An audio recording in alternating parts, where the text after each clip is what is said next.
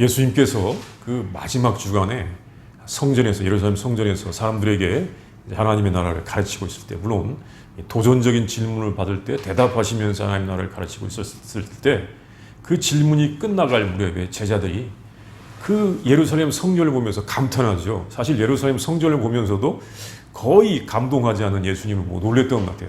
선생님, 이 돌들 보세요. 이 건물 웅장한 거 보세요. 그때 주님의 말씀은 충격적이죠. 야, 이 돌들 돌 위에 돈 하나도 남기지 않고 다 무너질 것이다.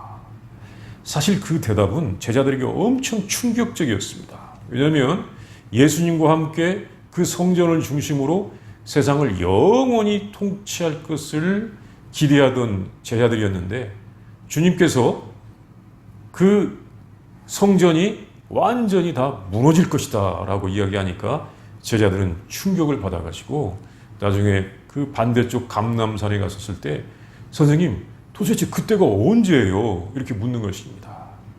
왜냐하면 사실 우리가 이 구약 성경에서 보듯이 예루살렘은 영원할 것이다 라고 하는 그 말씀들이 많이 있잖아요. 시편에 보면 시편 125편 1절 2절에서도, 또 128편에서도, 또 이사야 30장에서도 그런 말씀이 있습니다. 내가 이사야 30장 19절 말씀을 한번 읽어보겠습니다. 시온에 거주하며 예루살렘에 거주하는 백성아, 너는 다시 통곡하지 아니할 것이라. 그가 내 부르짖는 소리로 말미암아 내게 은혜를 베푸시되 그가 들으실 때에 내게 응답하시라. 뭐 이런 말씀도 있고, 아까 우리가 성시교독에서 읽은 것처럼 시편 46편에 있는 말씀, 하나님이 그 성 중에 계심에 성이 흔들리지 아니할 것이라. 그 성은 흔들리지 않는다. 영원하다. 그 성에서 예수님과 함께 영원히 백성들을 다스릴 줄 알았는데, 야, 그거 무너질 거야. 이거 제자들에게 충격이죠. 충격입니다. 참, 이 말씀은 참 제자들에게 아주 완전히 기대 밖입니다. 사실 우리들은 뭐 한 도시가 무너진다, 이것이 꼭 새로운 건 아닙니다. 왜냐하면 어떤 도시마다 흥망성쇠가 있는 걸 알기 때문에 어떤 도시든지 세워지기도 하고 무너지기도 하고 다시 일어나기도 하고 이걸 압니다.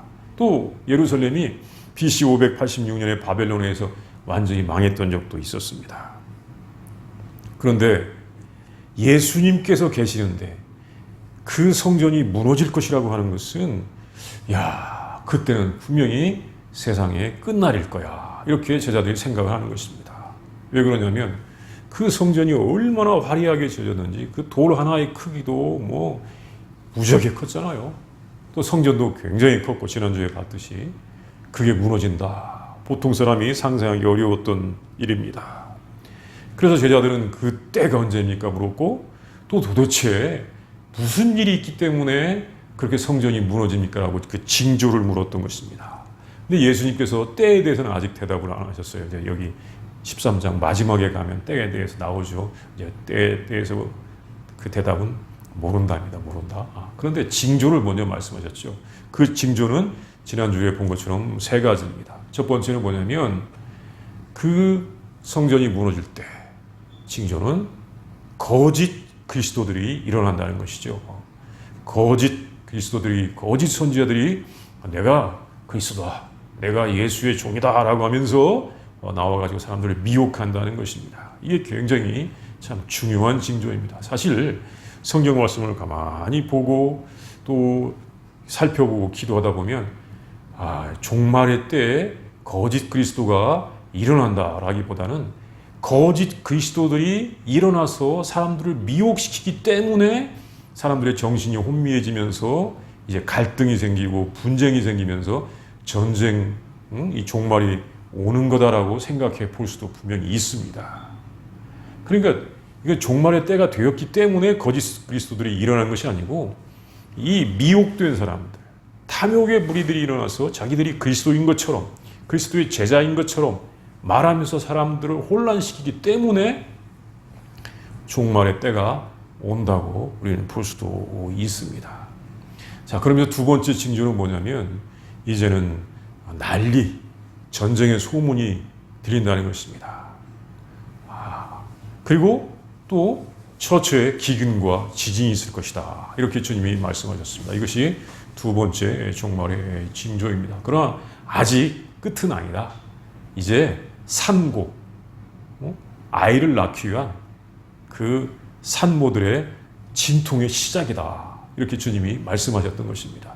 그러니까 이렇게 이 전쟁의 소문, 난리의 소문, 기근과 지진이 일어나는 것은 다 죽는다 그것이 아니라 분명히 새로운 세상, 새로운 옥동자가 태어나는 하나의 진통의 시작이라고 우리 주님이 그렇게 말씀하셨습니다.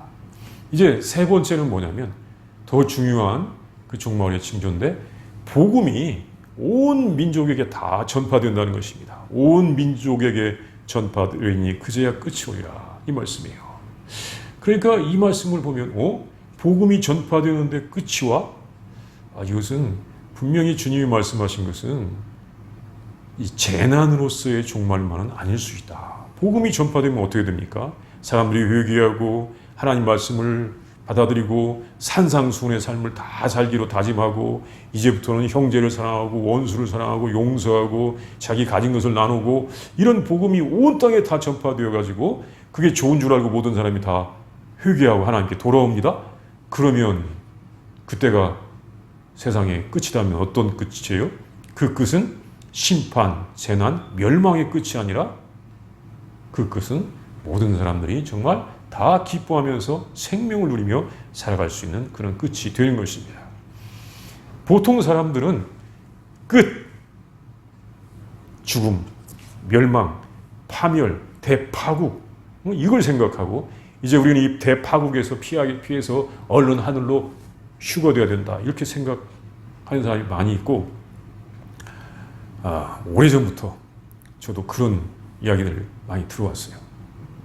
근데 그건 아주 일방적인 한쪽만을 본 잘못된 해석입니다. 사실 우리 예수님께서 우리에게 주시려고 하는 아주 좋은 복음의 내용을 아주 무시한 그런 내용입니다. 요즘 이 코로나 바이러스가 막 유행한 이후에 진짜 이건 종말이 가까웠어, 끝이 가까웠어라고 이렇게 생각하는 사람들이 참 많아졌습니다. 이 전화기에 보면 알지도 못하는 사람에게서 이 유튜브 동영상을 보세요. 막 세상의 끝이 가까웠다고 하는 그런 메시지가 있습니다. 참 뻔한 이야기를 가지고 이렇게 이야기합니다. 다 흘러간 이야기, 지나간 이야기, 복음의 반쪽만 보는 이야기들이 많이 전달되고 있습니다. 사람들은 이 코로나 바이러스가 보고 세상이 좀 변화하니까 정말 종말이 왔다라고 생각하고 어떻게 하면 이 재난으로부터 자기가 피할 것인가만 생각을 하는데 사실 주님께서 우리에게 종말의 때 이때 어떻게 행할 것인가 이것을 분명히 이 마가복음 13장 본문에서 말씀하셨습니다. 물론 마가복음 13장만이 아니고 마태복음 24장에서도 같은 말이 있고 누가복음에도 같은 말씀이 있습니다. 우리가 생각하는 이 종말의 때 우리는 어떻게 할 것인가? 우리 그리스도인들은 어떤 삶을 살아야 될 것인가? 이것을 우리가 본문에서 볼 수 있는데 한 5가지로 나누어서 보겠습니다. 첫 번째는 뭐냐면 이 종말의 때 우리는 어떻게 할 것인가? 첫 번째는 주의해야 합니다. 조심해야 합니다. 이것이 종말의 때 굉장히 중요한 말씀입니다. 23절에 보면 우리가 읽었죠. 너희는 삼가라. 내가 모든 일을 너희에게 미리 말하였노라. 이 삼가라라고 했는데 다른 한국어 번역 성경에 보면 조심하라라고 하는 말 또는 주의하라라고 하는 말로도 할 수 있습니다. 이 말씀이 여기만 나오는 것이 아니라 5절에도 이미 나옵니다. 주의하라. 9절에서도 스스로 조심하라. 5절에도 나오고 9절에도 나오고 23절에 나오는데 우리 번역은 이렇게 다양하게 했어요. 삼가라 또는 주의하라, 스스로 조심하라 이렇게 말씀하셨습니다. 삼가라, 조심하라. 몸가짐을 조심하고 지나치지 않도록 하라 이 말씀이에요. 영어 성경에서는 Be on your guard, 뭐 조심하라는 말씀이죠. 조심하라, 경계하라. 이해할 수가 있습니다. 또는 보아라, 살펴보아라. 종말이 가까웠다고, 종말의 징조가 왔다고 하면 그게 정말 징조인지 아닌지 살펴봐라는 거예요. 살펴봐라. 누가 종말이라고 해가지고 무조건 막 믿고 따라가지 말라는 거죠. 보아라, 살펴보아라. 그러니까 이런 일들이 일어날 때 사실 거짓 그리스도들, 거짓 선지자들이 일어나가지고 사람들을 미혹할 때 조심하라, 살펴보아라 이거예요. 왜냐하면 이 모든 것들, 필요한 것들을 다 주님께서 말씀하셨다는 것을 기억하고 보면 되는 것입니다. 주님은 이런 일을 대비하여 말씀하셨습니다. 이런 일은 갑자기 일어난 것이 아닙니다. 우리 주님이 몰랐는데 갑자기 일어나가지고 우리를 다 놀라게 하는 일이 아닙니다. 이미 다 예견되었던 일들입니다. 예견되었고 이미 대처할 수 있도록 주님께서 다 알려주신 것입니다. 특별히 거짓 그리스도, 거짓 선지자들이 일어나서 사람들을 미혹할 때 우리 그리스도교 신앙, 우리의 이 믿음, 구원의 길에 있어서 가장 우리를 참 위협하는 것은 거짓 그리스도, 거짓 신앙입니다. 우리를 미혹하려고 할 때 그것들을 보고 주의해야 되고, 이런저런 또 환난 비슷한 일이 일어날 때 그것도 살펴보면서 주의를 해야 할 것입니다. 사실 어렸을 때 누가 이런 말을 하면 거기에 그냥 빠져버려요. 안 듣던 이야기를 듣는 것 같기도 하고 정말 그것이 진리인 것처럼 생각하기도 하고. 그런데 성숙한 신앙인들, 정말 믿음 있는 사람들은 그걸 보면서 곰곰이 따져봅니다. 이게 진짜 맞은가? 저 거짓말자인가? 허풍을 떨고 있는 건 아닌가? 이것은 갑자기 찾아오는 것이 아니라 이미 주님께서 말씀하셨던 것입니다. 이미 말씀하셨던 것이기 때문에 또 특별히 놀랄 필요도 없는 것입니다. 경계하고 주의하고 찬찬히 살펴보면 되는 것입니다. 자, 이제 두 번째, 종말을 맞이하는 우리의 자세 두 번째는 뭐냐면 기도해야 됩니다. 기도하면 됩니다. 18절에 있는 말씀인데, 이 일이 겨울에 일어나지 않도록 기도하라. 환난의 때, 이 환난이 올 때에는 더 많이 기도를 해야 합니다. 예루살렘의 멸망이나 세상의 종말은 큰 환난을 가져올 수가 있는데, 이 일이 겨울에 일어나면 더 고통스럽습니다. 전쟁이 일어나거나 어떤 재난이 발생할 때 겨울에 일어난다면 여름에 일어나는 것보다 훨씬 힘들 것입니다. 사실 이 날씨가 따뜻한 환경, 지금처럼 따뜻한 환경에 살고 있는 이 고마움, 우리가 잊기 쉬운데, 정말 우리가 어려울 때 날씨가 꽁꽁 언다거나 따뜻한 물로 나오지 않는다거나 막 추운 방에서 고생한다는 게 얼마나 큰 어려움입니까? 참 환난이 겨울에 일어나지 않도록 우리는 기도해야 됩니다. 어떻게 보면 예수님께서 굉장히 세심하게 말씀해 주셨습니다. 환난이나 고난이 오더라도 겨울에 오지 않도록 기도하라. 많이 고생하지 않도록 하나님께 기도하라는 말씀입니다. 우리는 이렇게 기도해야 됩니다. 하나님, 어려움이 겨울에 오지 않도록 지켜주세요. 하나님, 이 평화가 깨지지 않도록 해주세요.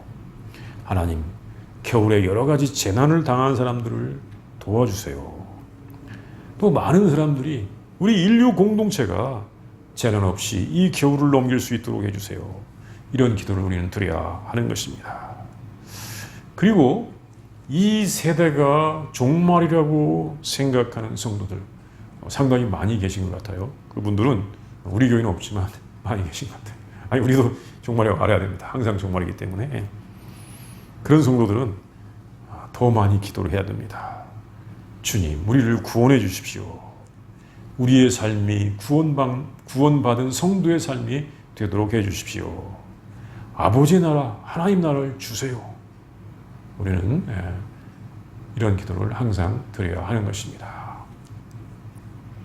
그 다음에 우리가 이 종말을 살아가는 세 번째 자세는 뭐냐면, 세상 재물에 집착하지 말고 생명을 보존해야 하는 것입니다. 재물을 가지러 뒤돌아가지 말라고 하셨습니다. 특별히 이 말씀은 예루살렘 성전이 파괴될 때 관련된 말씀처럼 보입니다. 로마 군대가 와서 예루살렘 그 도시를 공격할 때 이제 그 도시가 공격받고 있다는 소식을 받을 때 빨리 그곳에서 피하라는 말씀입니다. 그때 집에 지금 귀중한 물건이 있고 집에 따뜻한 옷이 있고 집에 감춰둔 비상금이 있다고 그것을 가지러 뒤돌아가서 참 그걸 가지러 가지 말라는 것입니다. 사실 이렇게 환난과 심판이 있었을 때 뒤돌아보다가 소금 기둥이 되었던 사람도 있었습니다. 창세기에 보면 롯의 아내가 그런 적이 있었습니다. 그런데 예수님께서도 이렇게 말씀하셨습니다. 정말 어떤 사람이 심지어 지금 속옷을 이 얇은 옷을 입고 일하는데 겉옷이 있다. 이거 가지러 가지 말고 옥상에 있다가 집에 내려가지도 말고 얼른 피하라는 것입니다. 그래서 생명을 지키라고 하십니다. 실제로 예루살렘이 서기 70년에 멸망할 때 그때 정말 많은 사람들이 죽었는데 110만 명이 죽었다고 하잖아요.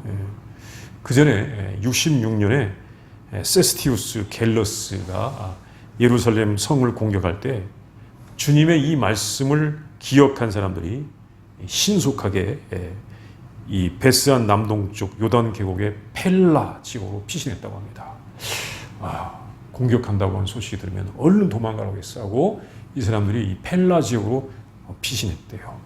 그래서 이 사람들은 4년 후에 그 성이 멸망당할 때 참변을 피했다라고 유대의 역사가 유세비우스가 그렇게 전해주고 있습니다. 그러니까 심판이 시작되면 빨리 피하는 것이 중요한 것입니다. 그리고 이 말씀을 미래 심판의 종말에 대해서 적용한다면 종말의 때 우리 성도들은 이 세상의 재물에 너무 집착하지 말라는 것입니다. 포기할 것은 기꺼이 포기하라 하는 말씀입니다. 무엇이든지 내 손에 가지고 가야 하겠다고 하든지 조금 더 내가 잘 아는 곳에 머무르고자 한다면 생명을 잃는 경우가 있는 것입니다. 아무리 자기에게 소중한 옷이 있어도 어저께 사놓은 좋은 무슨 재물이 있어도 이런 것 아무런 필요가 없고 또 정말 자기가 꼭 가지고 싶은 것이 있어도 다 기꺼이 포기하는 것이 생명을 지키는 것입니다. 사실 이 종말을 살아간다고 생각한다면 우리 이 땅에서 포기하고 생명을 지키기 위해서 힘써야 할 일이 참 많이 있는 것입니다. 그 다음에 본문의 네 번째 우리가 이 종말을 살아가는 성도의 네 번째 자세는 뭐냐면 하나님의 사랑을 믿고 인내해야 하는 것입니다. 13절 말씀에서 볼 수가 있습니다. 또 너희가 내 이름으로 말미암아 모든 사람에게 미움을 받을 것이나 끝까지 견디는 자는 구원을 받으리라. 13절 말씀이죠. 하나님께서 택하신 사람들을 위하여 환난의 날을 그 날수를 줄여주셨기 때문에 20절에 나옵니다. 환난의 날수를 줄여주셨기 때문에 우리는 미움을 받을지라도 그것이 어려울지라도 끝까지 견뎌라는 말씀입니다. 이때가 종말의 때가 되었다. 이 시대가 종말의 시대가 되었다고 하는 것은 사람들이 거짓 선지자들의 선동에 의해서 예수님을 배척한다는 것입니다. 사람들이 예수님의 진정한 교훈을 싫어한다는 것입니다. 사랑은 식어지고 있습니다. 왜냐하면 거짓 선지자들은 이 믿음을 오해하게 하고 예수님을 믿는 성도들이 배척을 당하게 합니다. 사실 이 성경 말씀을 잘 읽어보고 주님과 교제하다 보면 무슨 생각이 드냐면 무슨 말씀이 떠오르냐면 야, 복음은 옛날 과거보다도 지금 또 미래에 더 필요한 것이다. 사실 인구가 지금 굉장히 많아지고 있습니다. 이 지구상의 사람들이 이제 가득 채워지고 있죠. 이럴 때일수록 우리가 정말 형제를 용서하지 아니하고 사랑하지 아니하고 섬기지 아니하면 이 땅에서 살아갈 수가 없는 것입니다. 옛날에 이 땅에 인구가 많지 않았을 때는 좀 미워하면 내가 안 보면 됩니다. 그래서 안 보기 위하여 저쪽 멀리 도망가도 찾아갈 신대륙이 있었습니다. 아직 발견되지 않은 미지의 세가 있었기 때문에 거기에 가서 살면서 물론 땅을 경작하고 살면 됩니다. 그런데 이제 온 땅이 다 사람들에게서 발견되고 모든 곳에 사람이 살 때 내가 가서 정말 용서하지 않고 사랑하지 않고 섬기지 않고 혼자 숨어서 살 곳은 없습니다. 우리 인구가 많아질수록 세상이 발전할수록 정말로 하나님의 사랑, 예수님의 교훈, 하나님의 다스림은 필요한 것입니다. 그런데 이런 시대에 거짓 선지자들이 나타나가지고 거짓된 교훈을 전하기 때문에 사람들이 진정한 예수님의 교훈이 싫은 것입니다. 예수님은 우리에게 탐욕을 버리라고 하고 이웃을 사랑하라고 또 용서하라고 하십니다. 근데 사람들은 자꾸 나 혼자 편하게 살고 싶은데 주님의 말씀을 강조하면 그것이 싫은 것입니다. 요즘 이 종말의 시대라고 하면서 이제 성도들은 이 세상을 멀리하고 우리는 정말 이제 천국에 언제 갈 것인가를 계산하고 휴거될 것만 생각해야 된다고 하는 사람들은 이 세상에서 도리어 미움을 받거나 박해를 받지 않는 것 같습니다. 그 사람들은 그저 당신들 열심히 그렇게 하세요 라고 무관심의 대상이 되거나 심지어 비웃음거리가 될 뿐입니다. 그러나 이 시대에 있어서 이 사회와 역사에서 책임을 지기 위하여 정말 예수님처럼 예수님의 제자의 삶을 살면서 진리를 전파한 사람들은 진리를 미워하는 사람들에게 미움을 당하고 박해를 당합니다. 죄인들이 미워하는 것입니다. 그런데 이렇게 진리를 전할 때 주님의 제자의 삶을 살 때 박해와 미움을 당해도 그리스도의 제자들은 힘이 들어도 끝까지 견뎌야 하는 것입니다. 아무리 미움을 당해도 자기의 본분을 다하면서 미워하지 말고 원수 갚지 말고 도리어 참아야 하는 것입니다. 우리 그리스도인들은 미움을 받는다고 미워해서는 되지 않습니다. 근데 심지어 미움을 받지 않으면서도 막 미워하고 저주하면서 하나님의 뜻대로 한다고 하는 사람도 있어요. 참 아주 황당한 경우인데 분명히 우리가 요한일서 2장 9절이나 11절에 보면 형제를 미워하는 자는 아직도 어둠 가운데 있고 어둠 가운데 있는 사람은 그리스도의 제자 하나님의 백성이 아닙니다. 그런데 자기가 미움을 받지 아니하면서도 다른 사람을 막 미워하는 사람들이 분명히 있는 경우를 봅니다. 우리 그리스도인들은 미워하는 사람이 아니라 이웃을 사랑하는 사람이고 자기가 진리 때문에 미움을 받는다 할지라도 끝까지 그 미워하는 사람도 사랑해야 하는 것입니다. 우리 예수님의 제자들은 미움을 받을 때 끝까지 참는 성도들이 되어야 하는 것입니다. 왜냐하면 하나님께서 그 환난의 시간, 그 미움받는 시간을 줄여 주셨기 때문입니다. 이제 다섯 번째는 우리 성도들은 성령님과 동행하고 염려하지 말아야 하는 것입니다. 11절에 보면 사람들이 너희를 끌어다가 너희를 넘겨줄 때 무슨 말을 할까 미리 염려하지 말고 무엇이든지 그때에 너희에게 주시는 말을 하라. 말하는 이는 너희가 아니요 성령이시니라. 이렇게 말씀하셨습니다. 성령께서 우리의 모든 문제를 다 해결해 주십니다. 그러기 위해서는 우리가 이 성경 말씀을 마음속에 깊이 새겨야 됩니다. 사실 성령님의 역사는 우리 예수님께서 주신 성경 말씀을 통하여 역사하기 때문에 그렇습니다. 이 종말의 때에는 세상이 각박해지고 악해집니다. 그래서 진리를 외치는 성도들이 미움을 받고 박해를 받고 또 심지어 재판을 받을 수도 있습니다. 재판을 받는다. 그럴 때 성도들은 걱정이 생깁니다. 어떤 이 교통사고가 아니라 교통규칙을 위반해가지고 이 범칙금 때문에 재판을 받는 사람을 돕기 위하여 한번 코트에 간 적이 있었는데 이 재판 받는다고 하는 것은 누구에게나 두렵게 합니다. 사실 잘 도와주지 못해서도 옆에만 있어줘도 정말 고맙습니다. 이렇게 하는 말을 들은 적이 있었습니다. 그런데 이 우리 성도들이 마지막 때에 정말 진리를 전하다가 예수님 때문에 재판에 넘겨질 수도 있다는 것입니다. 걱정이 생깁니다. 그런데 걱정할 필요가 없습니다. 왜냐하면 성령님께서 함께 하시고 인도해 주실 것이기 때문입니다. 심지어 그때 할 말도 성령님께서 다 알게 하실 것입니다. 내가 무슨 대답을 해야 이 고통을 적게 받을까 걱정할 거 없습니다. 다 성령님께서 말씀을 주십니다. 우리 성도들은 환난의 때에도 염려할 필요가 없습니다. 하나님께서 인도해 주시기 때문입니다. 우리에게 중요한 것은 처음처럼 또는 더 갈수록 성령님과 동행하고 있느냐는 것입니다. 성령님과 동행하고 있느냐.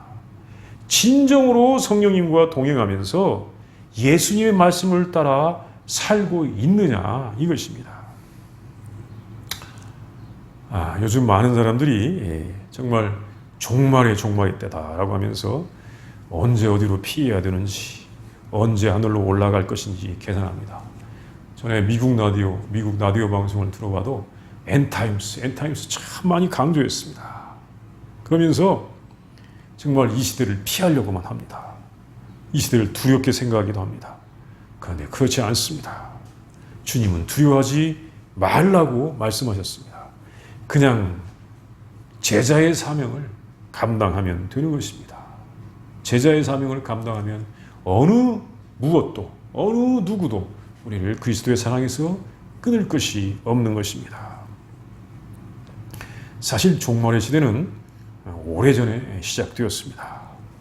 이럴 때 우리는 어떻게 살 것인가? 우리 주님께서 좋은 지침을 주셨습니다.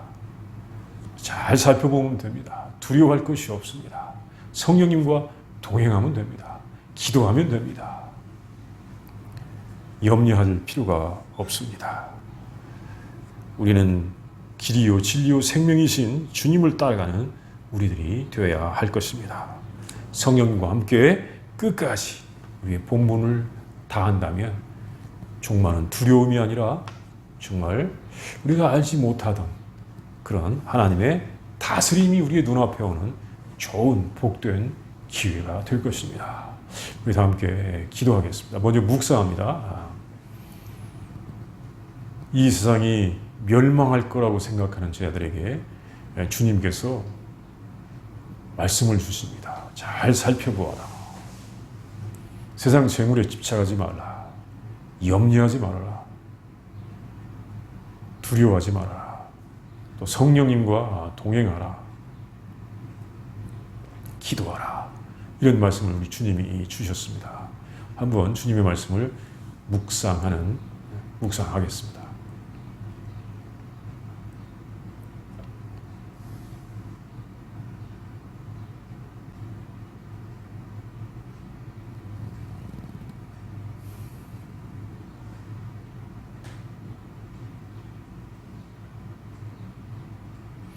사랑과 은혜가 풍성하신 아버지 하나님, 온 세상 천지만물을 창조하시고 또 아름답고 복되게 보존하시는 아버지 하나님, 은혜와 사랑을 감사합니다. 주님, 우리에게 죄로 말미암아 죽을 수밖에 없는 세상에서 우리 예수님을 통하여 구원의 기쁜 소식을 전해주시고 또한 우리로 하여금 예수님과 함께 영원히 복된 세상을 바라볼 수 있도록 인도하여 주시니 감사합니다. 하나님, 우리를 불쌍히 여기시고 긍휼을 베풀어 주시옵시며 주님, 우리 하나님께서 창조하신 이 세상을 우리 예수님과 함께 구원하는 우리들이 되게 하여 주시옵소서. 하나님께서 창조하여 아름답게 맡겨주신 이 세상을 우리 예수님과 함께 주님, 이 세상을 잘 보존하는 우리들이 되게 하여 주시옵시고 우리 주님께서 우리에게 주시기로 하시는 복된 종말의 의미를 더 잘 알도록 인도하여 주시옵소서. 주님, 끝까지 믿음 안에서 인내하게 하여 주시옵시고 남을 미워하지 않고 사랑하면서 살아가는 우리들이 되게 하여 주시옵소서. 우리를 불쌍히 여기시고 긍휼을 베풀어 주시옵소서. 예수님의 이름으로 기도합니다. 아멘.